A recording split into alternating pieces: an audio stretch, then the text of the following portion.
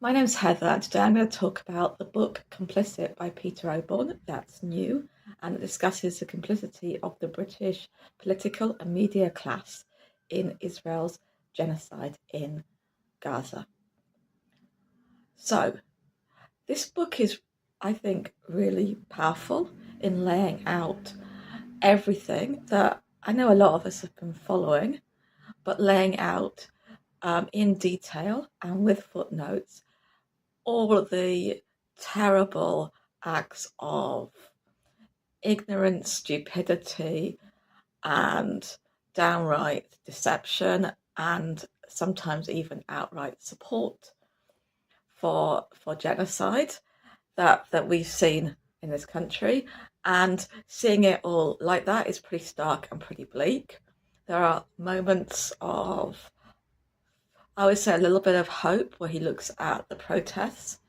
For example, the way in which people's consciousness has shifted because of the way in which the whole of our establishment has fallen in line to support such brutal crimes. But generally, it's a grim book, and our powerlessness to affect those who run this country is set out very starkly in this. This book has got quite a lot of media attention, part because of who Peter Oborne is. He's very much was part of the establishment that he's criticising, even more strongly than criticising, that he's damning in this book.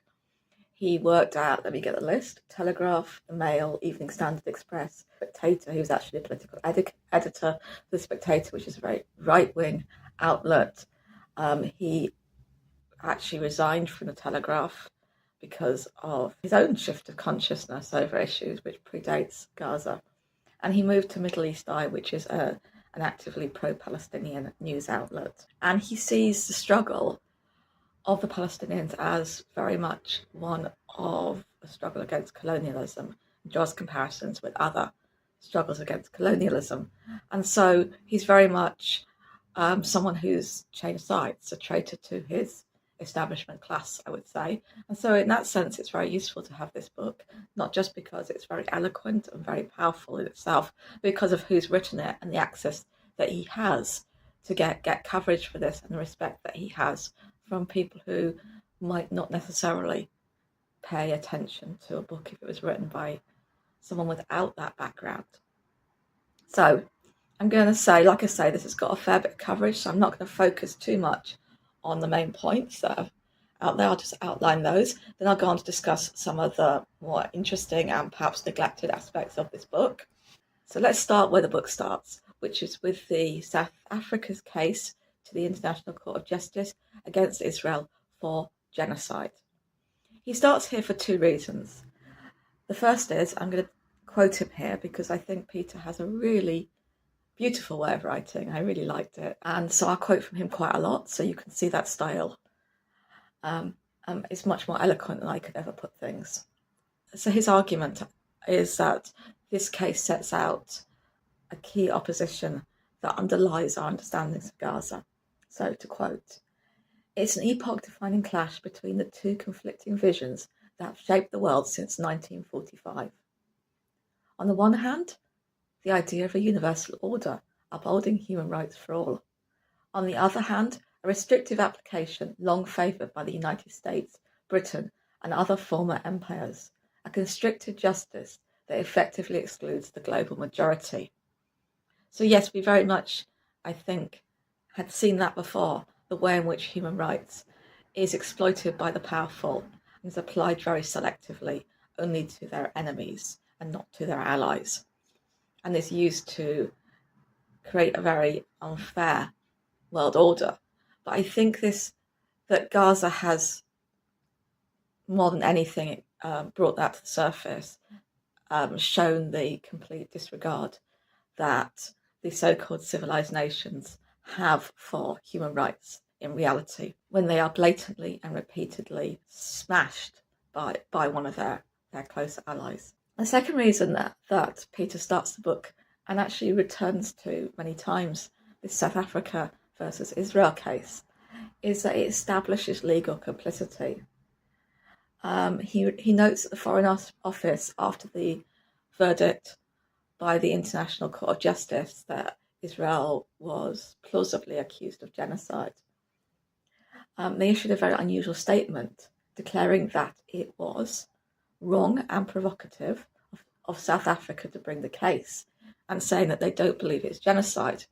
And that's because if it is genocide, it makes them complicit, and it makes this complicity actionable through the UK courts, because the Genocide Convention is enacted into law in the UK. And it was necessary for them to deny it because how much they have backed it, implicitly and explicitly. So let's look at political leaders first, and I'll say a little bit about journalists and the media. So political leaders, Peter looks a little bit at shifts in relation to this, but a lot at continuities. So shifts was really interesting in the sense that he goes back to policy under Margaret Thatcher, who's seen as very pro-Israel. But in 1988, John Birch spoke for the UK at the United Nations and actually compared Israel's response to the anti-occupation protests to the behaviour of the Nazis, the actions of the Nazis, which is something which would be completely shock and horror now. And after Operation Babylon in 1981, which was when Israel struck an Iranian nuclear reactor, so obviously very connected to very echoes today, Margaret Thatcher herself said, this is a quote, "If we're not going to live by a system of international law, we're going to live by international anarchy. Then no people anywhere in the world are safe." Yeah. And obviously we're now into international anarchy. So the continuities are stronger. So he does go back and start with the Balfour Declaration in 1917, where the British government, who had mandatory control over Palestine, promised it to the Jewish people. Totally shocking. Even now it's shocking, the colonialism. He also looks at continuities in recent responses to Israeli atrocities, showing how there's a kind of modus operandi in Gaza that follows previous responses and gives lots of examples of those. So I'm just going to run through these 10 points. So the first thing you do is you remind everyone that Israel has a right to defend itself. Second thing you do is unambiguously condemn and blame the official enemy. Point 3, limit discussion of Palestinian victims to non-specific lamentations over the tragedy of man. I'm quoting here, that's why it's man, not humans. But maybe this is all kind of patriarchal as well, I don't know. He says, do not impute any bad intent or criminal responsibility to Israel, of course, within those lamentations. Point 4, express concern, concern is in scare quotes, about civilian casualties and issue pro forma declarations about the general need to comply with international law. Point 5, issue futile calls for investigations that will lead nowhere. Point 6, refuse to support international investigations despite previous calls for them. This is just awful, isn't it? And we all recognise this. 7 is keep sending arms to Israel, no matter what. 8 is send humanitarian aid to Gaza in order to effect balance and moderation. 9, reflexively blame the official enemy whenever ceasefire negotiations fail. Obviously, the official enemy here is Hamas, but it has been many other things. Well, not many other things, but other things in the past. 10, gravely reiterate support for a two-state solution. Back Israel while it blocks a two-state solution, and act mystified when a two-state solution continually fails to appear. Then there's 11th point, which is optional, which is confide later what was really going on to Israeli lobby groups. So we have seen this, haven't we? First with the Conservative government, Rishi Sunak, James Cleverly, David Cameron, then from Labour, both in opposition and now in government, Keir Starmer, Emily Thornberry, David Lammy, among others. I mean, it is really, it's just really shocking still to see it all laid out. All these lies, all these illegal, criminal statements by these people, one after another after another. The one I'll just pick out is David Lammy, who said that He's a graduate of Harvard Law School. He refused to acknowledge the siege of Gaza was unlawful when he was asked about it. His answer was, "I'm hoping one day to be Foreign Secretary and a chief diplomat, so it's not yes or no." So it's shameless, like, I can't tell you the truth because Britain's interests lie elsewhere. I have to be this new kind of person. I don't know. I don't know how people live with themselves. Let's come back to that. This is a thing I think about a lot.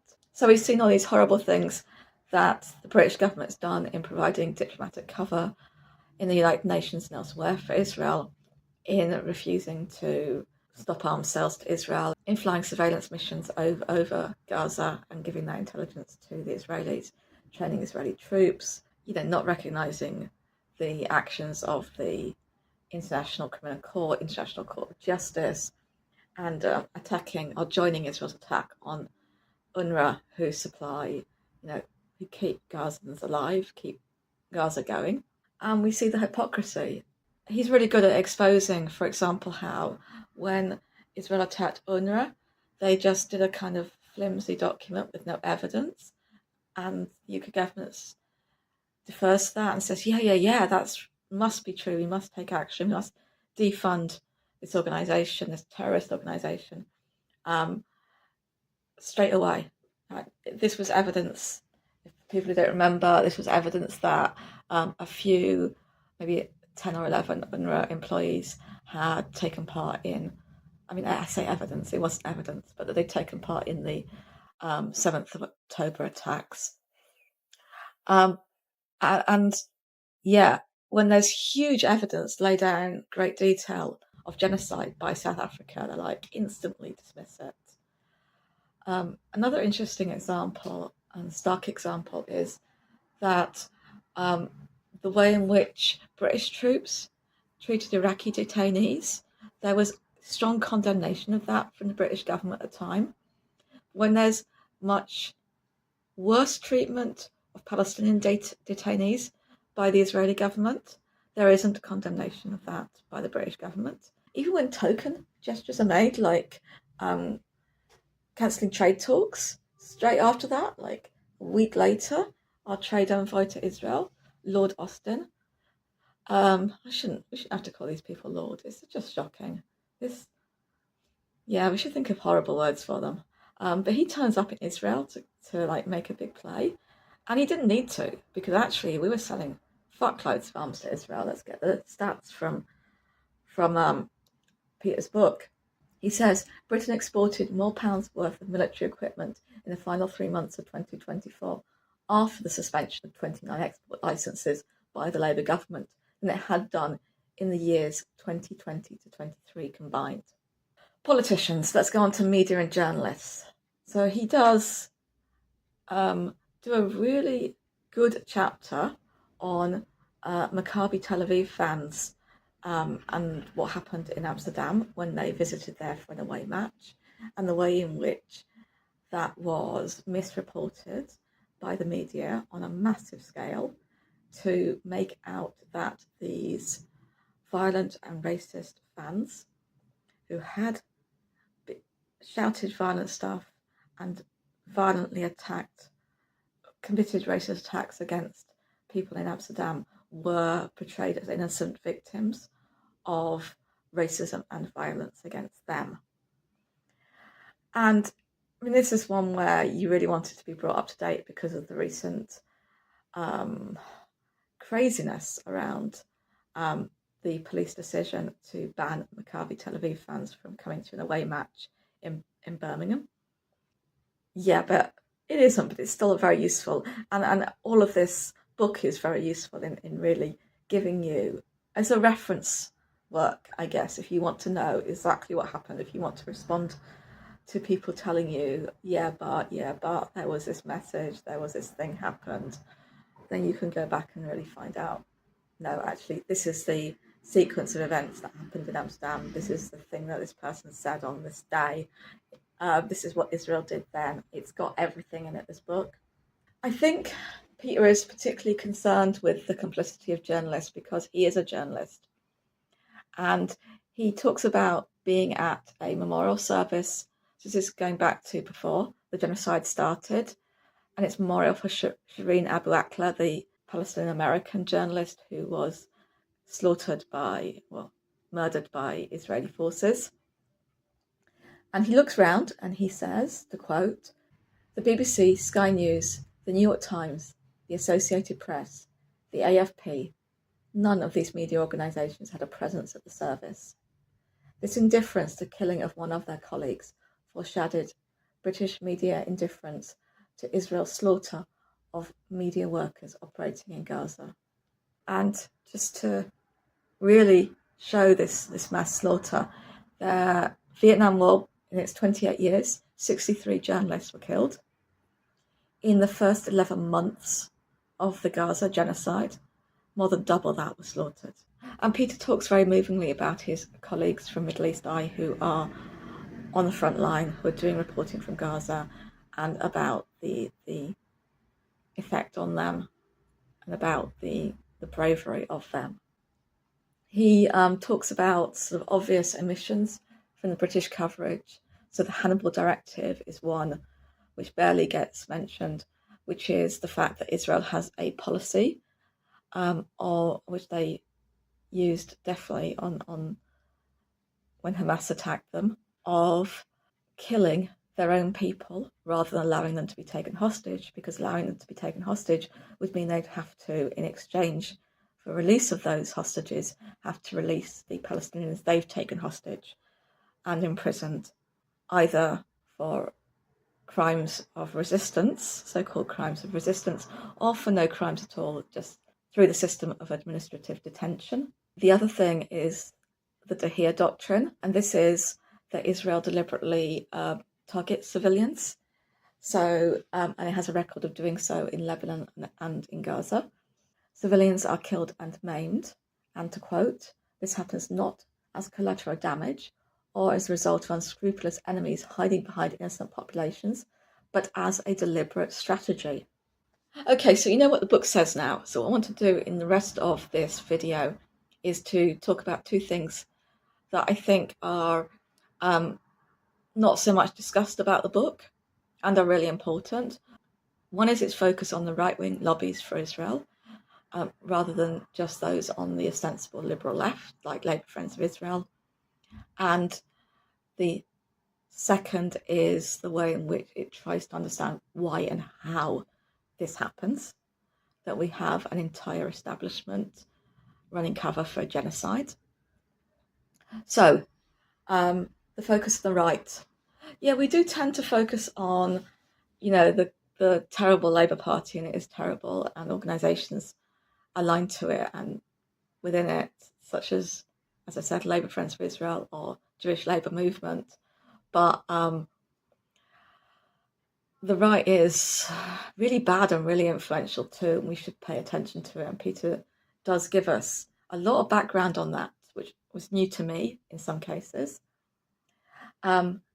So he looks at, for example, the power of reform, and when Nigel Farage made the incendiary claim that taking in Palestinian refugees was tantamount to importing terrorism, and how that became laundered into the mainstream.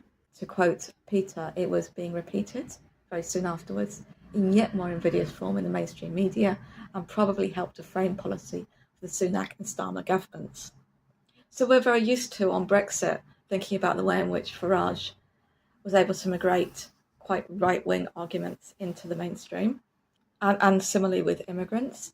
But we're not so thinking about that in relation to the politics of Israel-Palestine. So that's useful. He also really tracks in this book the power and influence of the conservative Friends of Israel. And he notes that really there's been a huge lurch to the right in Israel, and you'd think that would make the Conservatives pull back a little bit in their support, but it doesn't, because there's been a similar parallel lurch to the right by the Conservatives. And so what's happened is that Israel-Palestine has become part of a broader cultural war. So this links, to quote, support for the pro-Palestinian movement with an alleged lack of British patriotism, an embrace of multiculturalism, and support for mass immigration in general, or Islam in particular. By contrast, support for Israel is part of, to quote, a pro-American, hawkish, anti-immigrant battle for, in scare quotes, Western civilization against Islamic barbarism.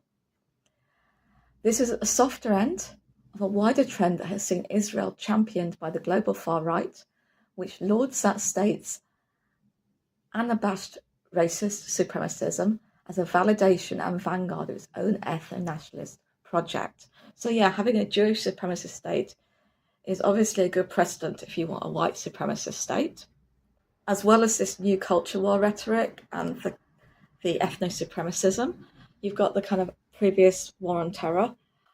You're either with us or against us, civilized versus the barbaric, which obviously this is also drawing on. There's a lot of stuff about the influence of the Conservative Friends of Israel in this book, which is really worth reading. I'll just give one example. We all now know the International Holocaust Remembrance Alliance, the IHRA definition of anti-Semitism, mostly through factional fights in the Labour Party about that under Jeremy Corbyn. But the Conservative Friends of Israel actually credits its then parliamentary chairman, Sir Eric Pickles, who was also former Conservative Party chairman and appointed Britain's special envoy for post-Holocaust issues in 2015. I did not know we had a special envoy for post-Holocaust issues at any time.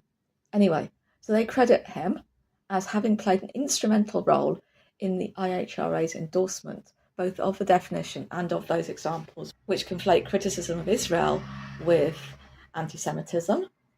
And it was adopted in 2016 by the Conservative government, supported by Eric Pickles, and that meant we were one of the world's first to endorse it at a national level. And Theresa May, who was Prime Minister, announced its adoption at the CFI's annual business lunch. So lobbies like this are a useful transition between talking about the influence of the right on our support for Israel and talking about why we have support for Israel in the way that we do in this country, so that it is endemic in our establishment classes across both our main political parties, although maybe they won't be our main political parties for very much longer. In fact, maybe they aren't now. And so we can see the influence in the political class, but also in the media class. So Peter, because of the history he has with people, is able to get responses from people and information from people, I think, in the world of journalism and to a much lesser extent politics, but certainly in the world of journalism, that other people, I think, without his background couldn't get. And he, for example, gets a quote from an editor who says, "I've taken on every vested interest in this country, but not this one," referring to the Israel lobby. "They come at you from above and from below, through the proprietor and through the advertisers." So we can see how these lobbies are a reason why we have this situation of support for Israel. But also, Peter points out there is an insoluble problem when it comes to the estimating the influence of any lobby group, and that is the preaching to the choir factor. So there is direct influence on policy. He does see this with the IHRA adoption, for example, but the underlying trend in British politics has often been on their side, has usually been on their side, has overwhelmingly been on their side, I would say. So if they are pushing for support for Palestine, even if they were a very powerful lobby, they wouldn't be able to do that. But of course, they wouldn't be a very powerful lobby because these things go together. So it's complicated, but I understand his point that it's very hard to lobby for things which go against the status quo, go against the established interests, and very easy to lobby for those that are lined up with them. And of course, we have our established foreign policy, particularly starting from Blair, where we became a junior partner to the US, that kind of idea of Atlanticism and so on. And we have particular allies who we have to, notably the US, but also in Europe, who we have to line up with. And of course, Israel, who is seen as in Europe, largely, I think, weirdly. So why? Okay, lobbies are why, Atlanticism and foreign policy and British interests, in inverted commas, is why.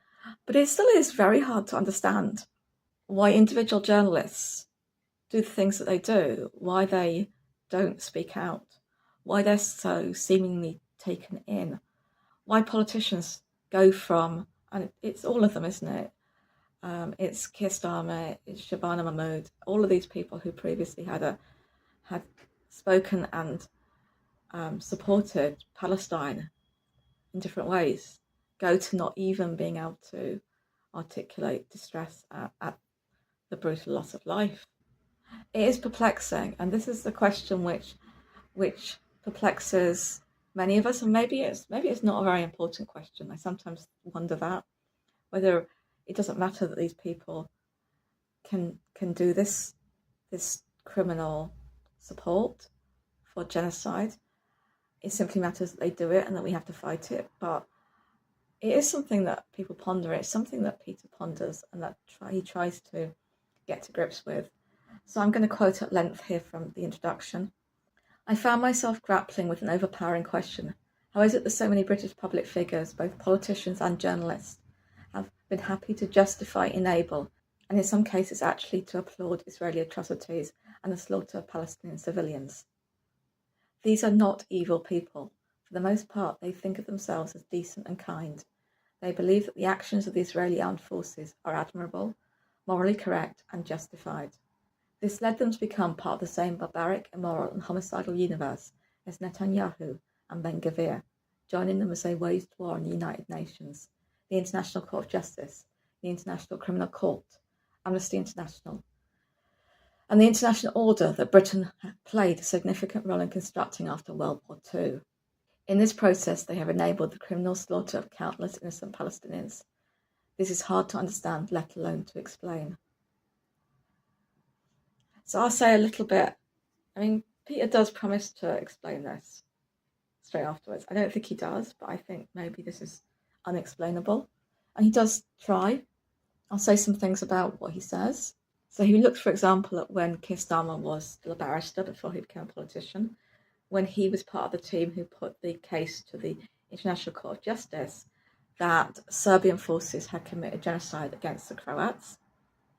And he goes through it point by point, and he shows how every single point that Keir Starmer made, that he said made this a genocide, Israel has done against Palestinians. And he says, well, lots of people say, Keir Starmer, he's just a lawyer, he argues his brief, he doesn't believe anything. But he says it went beyond that, when the judgment came out on the case that he'd been arguing, Keir Starmer took to Twitter and he tweeted under his own name, and he asked if the ICJ would develop a law to extend protection from genocide. So he was very strong there. And he ponders why this dramatic transition in Starmer's stance now. And he says that it is predominantly about what he perceives as in the interest of the British state and that position as Prime Minister that he has, and previously Leader of the Opposition. And so even if you look at the fact that the government has justified to continue to supply F-35 parts to the Israelis, the justification is on the grounds of not undermining the US confidence in the UK and NATO. So again, it's about national interests. But he also does go into, in some detail, the way in which Keir Starmer's political project is tied to the exploitation of anti-Semitism smears, and to claiming, and to within that, conflating criticism of Israel and support for Palestine with anti-Semitism, and the use of that for factional purposes to eliminate the left and Labour Party. And so the way that ties him in even more to particular positions. Okay, so that's politicians. What about journalists? I guess you could say they see themselves as having some kind of role in the British state, but it's not a role like politicians do. They also have a role in being critical of governments, in challenging state power, which most journalists would say that they see as part of their job, even though they don't do it, I think. Peter Oborne approaches pretty much everyone in his book. I think he probably had researchers do this, so maybe not him personally. But still, as part of this book, emails go out to pretty much everyone who he's critical of, and he gets some responses, and only one person who admits any remorse. And that's a former minister for the Middle East, Alistair Burt, who failed to criticise Israel for killing and maiming peaceful protesters during the Great March of Return. His answer's not perfect, but he does say that he's thought about this. He is troubled by it. He says, I know exactly what I did. I know why I did it, and it's grim, which is an admission of guilt to some extent, even though he also says he thinks that the organisers of the Great March of Return bear some responsibility because they must have known that Israel would shoot at people, and so they shouldn't have been sending people into danger. But, albeit, he does, but no one else expresses remorse. All these media agencies, they send out stock replies about balance and their policies. A lot of people blank him and don't reply, and some people double down. So The Spectator published an article in which the far-right journalist Douglas Murray backed ethnic cleansing of Palestinians by Israel, which is obviously criminal. So it's editor Michael Gove. He wasn't editor at the time of publication, but he was editor when contacted. He said, Douglas Murray is a brave and brilliant writer. The Spectator is proud to publish him. We do not censor or censure our writers. Upholding free speech is good in itself and needs no defence. But as it happens, Douglas has always made clear he believes humanity is better served by supporting democracies against death cults. So Israel here is a democracy and the Palestinians is a death cult. So it's just racism. In January 2025, Michael Gove proposed that the soldiers who are fighting this genocide, the IDF, be nominated for the Nobel Peace Prize. Peter describes this as atrocity denial. He writes, either Gove was unaware that the IDF was committing atrocities, or even more alarming, he considered the IDF should be celebrated despite them. According to a recent study of the Ethiopian civil war, atrocity denial is often anchored in instrumental calculations, as it facilitates implicated parties escaping legal and political accountability. It is also a defence mechanism designed to blunt distressing emotions, and its effect on violence is permissive, neutralising the uncomfortable emotive sentiments that might otherwise constrain conflict in the future. So yeah, it's a way of evading guilt, it's a way of evading the feelings you might have if you acknowledge your complicity in the violence, acknowledge the violence itself even. And as he points out, it erases Palestinians as well, and their humanity is just not even present. But I think, although Peter does elsewhere talk about colonialism and racism, I think in this section on why people do this, he doesn't talk about it enough. I'm not sure he talks about it at all, really. I think he's much more interested in the psychological motivations than the broader social patterns and social structures that make this kind of thinking make sense to people, a legitimate pathway for people, something which does not get them excluded from polite society or any society at all. Yeah, I think I'm a sociologist, so I would like Peter to look much more at structures. I think he'd find more explanation there than he does in looking at psychological mechanisms like atrocity denial. I haven't read the original report though, so perhaps atrocity denial is much more anchored in the social, although I think the way Peter uses it is much more psychological, the kind of idea of defence mechanism he quotes. His conclusion is supporters of Israel demanded to be judged by a special standard. So they collapse the long accepted distinction between truth versus falsehood and distinguish instead between truth and heresy. Netanyahu and his supporters felt strongly that they had been granted access to a unique moral truth. This state of grace produced two marvellous consequences. Whatever Israel did, however barbarous or illegal, was in some profound sense virtuous. All criticism from opponents, however well documented and grounded in law, was morally delinquent. Israel was granting itself total freedom to do what it liked and to shape the world as it wished. Too many politicians and journalists nodded along. So those supporters of Israel, not just within Israel, like Netanyahu, but beyond, they have this horrific sense of moral superiority that they are on the right side of history. Of course, we have it as well, but we are on the right side of history. We are opposing genocide. They are supporting genocide, but they think they found the moral truth. And this is, I think, one of the things I've thought about most about this book is that mindset and how clearly Peter expresses it. So I think that's really illuminating to think about that and to understand that people do not think of themselves as bad people or do not think that what they're doing is bad when they support Israel. They think it's good. They think it's just. They think it's right. They think it's a morally laudable and even morally supreme pathway. And what's also interesting, he doesn't really talk about the relationship between Israel and Jewishness very much. But I'll talk about one little bit where he does, and that's how I'm going to end. He talks about the journalist Danny Finkelstein and a moment when there was a video circulating on Twitter which shows IDF snipers targeting a child. And his response is, this would not happen.